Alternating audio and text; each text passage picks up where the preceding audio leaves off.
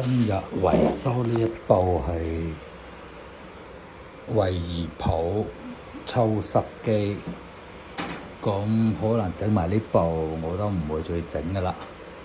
咁係因為每日返到嚟都好攰，都唔想點去做啊，同埋去喐噶啦。咁講返部機先嗱，而家部機嘅話呢，個客人講部機開下冇幾耐呢，5到10分鐘左右呢就會顯示H5，係啦。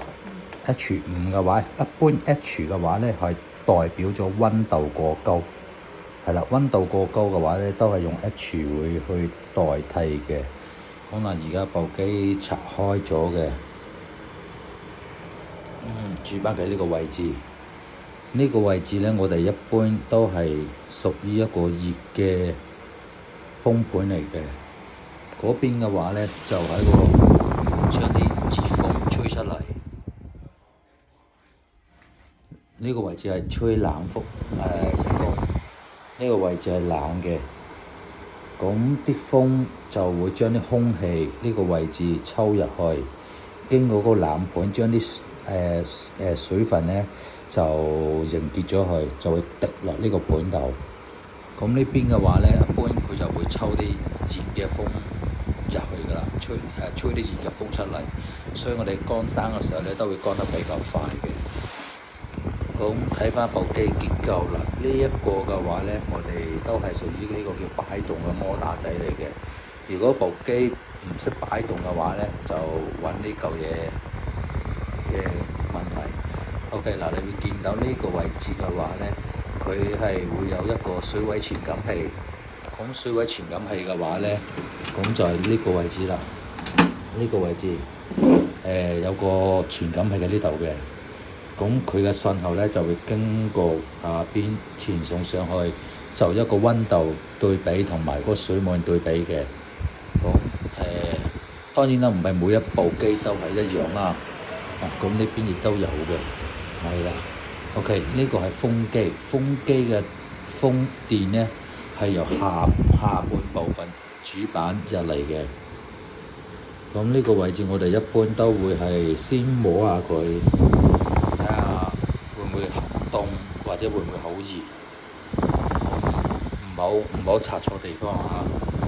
呢啲地方，呢啲銅管我哋摸嘅銅管位置，你哋唔好見到係咁擦咯，唔係有危險嘅嚇。好，咁嗱，你會見得到其中有一個傳感器去咗前面嘅呢個部分。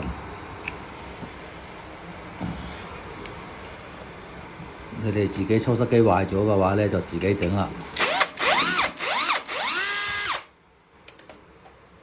而家個摩打嘅溫度42度，有42度都係喺佢嘅正常範圍值之內嘅，咁仲未去得到唔可以容忍。但係呢 OK 嗱，呢個位置睇翻呢度呢個位置先啊，講埋呢個位置先。呢個位置見到未？呢個係銅盤嘅溫度傳感器。如果個溫度唔正常嘅話呢，呢個位置都會顯示錯誤 error 嘅。呢個係一個傳感器。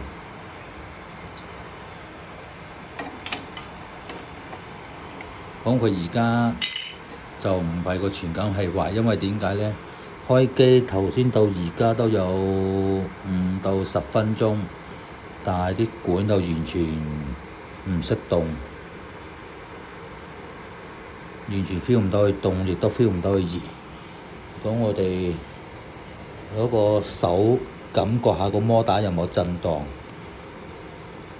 有震盪，同時亦都要感覺下佢有冇發熱。如果有發熱嘅話呢，咁要視乎翻情況啦。咁我哋最緊要呢就摸翻呢條管。如果呢條管呢，我哋叫高壓管。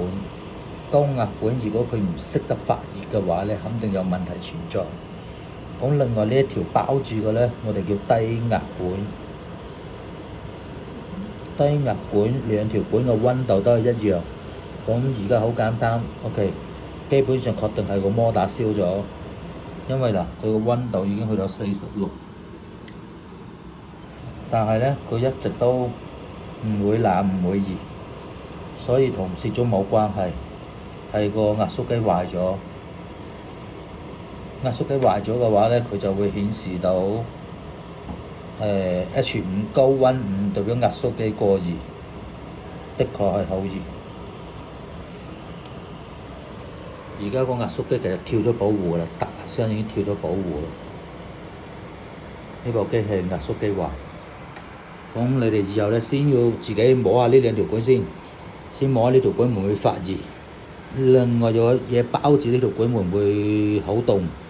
如果兩條管一條唔識發熱，一條唔識發冷嘅話咧，咁基本上一係就冇蝕種，一係就壞壓縮機㗎啦。咁睇翻呢個情況啦，而家最跟住我哋用個手背摸落去，正常嚟講嘅話咧，佢係喺隻手擺落去嘅話咧，佢係可以接受到個溫度嘅。即係如果你個手擺落去能夠接受到個溫度咧，代表個壓縮機冇問題嘅。但係好似而家呢個咁樣放落去煎得熟隻蛋嘅話咧，基本上個壓縮機有問題啦，所以佢壓力上唔到去，長期谷喺裏邊。呢部基本定係壞壓縮機。咁另外呢個地方嘅話咧係主板部分，由於今日就仲未涉及到主板部分，所以我都唔打算搞主板啦。要睇翻我以前嘅 YouTube 度咧，都留咗主板上面嘅介紹俾你嘅。今日都只係純粹係介紹翻部機顯示 H 以上1、2、3、4、5、6、7咁嘅數字係代表高溫。高溫嘅話咧，咁就要檢查翻銅管啦、個雙灑啦，同埋個壓縮機部分嘅，其他就冇乜嘢㗎啦。